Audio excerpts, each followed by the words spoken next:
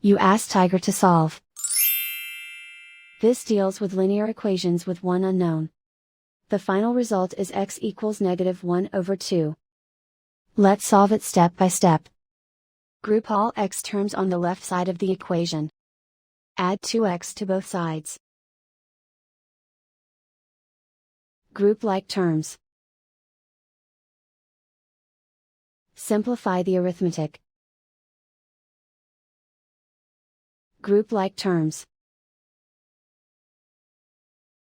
Simplify the arithmetic. Group all constants on the right side of the equation. Add 3 to both sides. Simplify the arithmetic.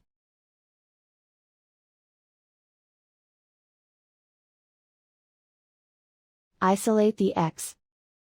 Divide both sides by -2. Cancel out the negatives.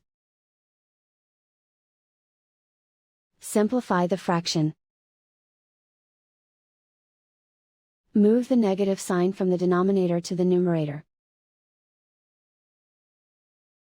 And so the final result is x equals -1/2.